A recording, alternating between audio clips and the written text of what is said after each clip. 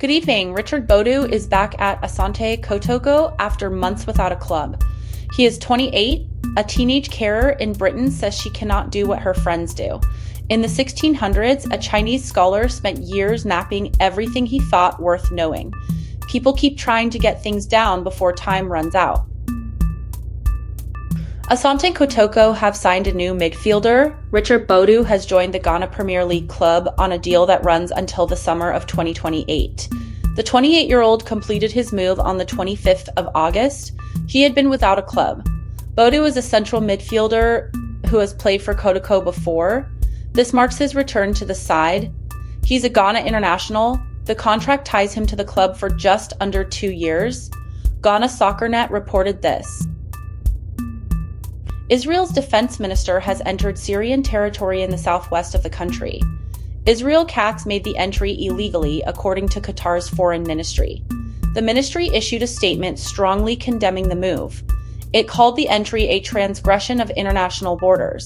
Qatar says the action violates Syria's sovereignty and territorial integrity. The statement described Katz's presence on Syrian soil as illegal under international law. The condemnation comes as Syria remains without a fully functioning central government. Qatar has not said what action it plans to take in response. Middle East Eye reported this. Long before the internet, a Chinese scholar set out to map all human knowledge from a Chinese point of view. The result was an encyclopedia called the Tushu Bian, or Compendium of Illustrations and Texts. It ran to 127 volumes. The work was published in 1613.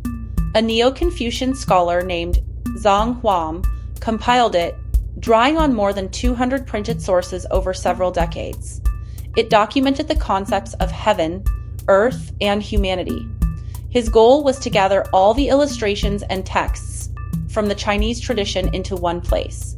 The encyclopedia offers a window into how the Chinese understood the world during the Ming dynasty in the 1600s. SCMP reported this.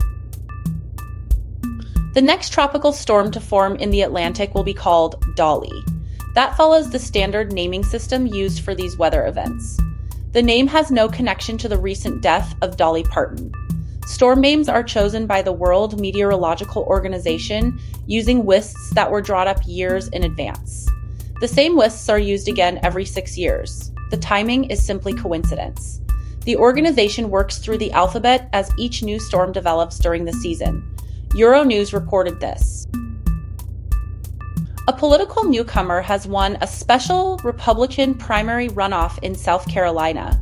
Darline Graham defeated Ralph Norman on Tuesday. She had the backing of Donald Trump. Graham will now run to fill a congressional seat left vacant by her late brother. The seat became open after his death. This marks another win for a Trump-endorsed candidate in a Republican primary contest.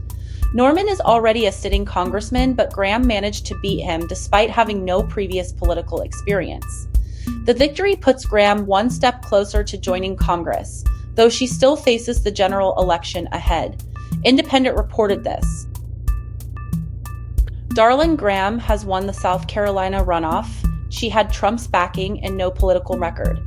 She will take the seat her brother held until he died.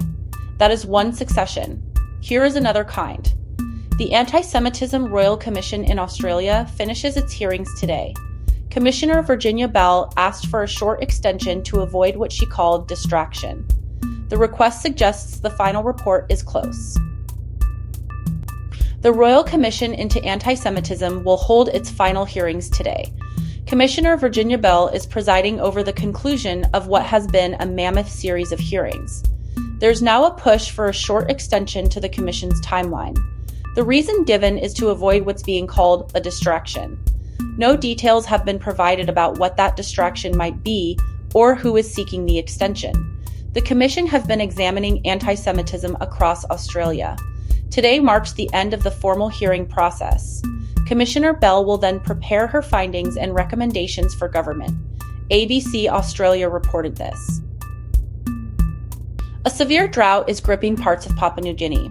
The Central Province and the National Capital District are suffering under extremely dry conditions.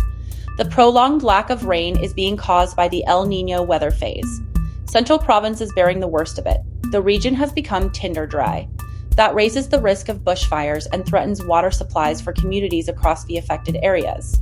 El Niño is a natural climate pattern that brings drier weather to parts of the Pacific. It can last for months at a time. RNZ Pacific reported this. The Premier League's opening weekend has wrapped up. All 20 teams have now played their first match of the new season. The results are in for Arsenal, Liverpool, Manchester United, and the rest of the league. But what do those opening games actually tell us about the months ahead? ESPN Soccer is asking that question. They're taking a look at whether fans should read much into these early performances, or whether it's far too soon to draw conclusions. 1 week of football is now complete. The season stretches out ahead. ESPN Soccer reported this. Some of the world's most famous painters may have mixed an unusual ingredient into their work. A new study has found that old masters, including Leonardo da Vinci, Sandro Botticelli, and Rembrandt, likely used proteins in their oil paintings. The protein came from egg yolk. Scientists say this addition would have changed how the paint behaved on canvas. The technique helps explain the distinctive qualities of Renaissance and Baroque masterpieces that have puzzled art historians for centuries. CNN World reported this. Thousands of teenagers across Britain spend their time looking after sick or disabled family members instead of going out with friends. They're known as young carers. One teenager has been speaking about what that life is really like. She says she can't do the things her friends do. The responsibilities of caring take up time that other young people spend on schoolwork or socializing. Research shows these young carers face huge disadvantages as they grow up. They often fall behind at school. Their own health can suffer too. The teenager wanted to share her experience to help people understand what caring means when you're still growing up yourself. BBC Health reported this.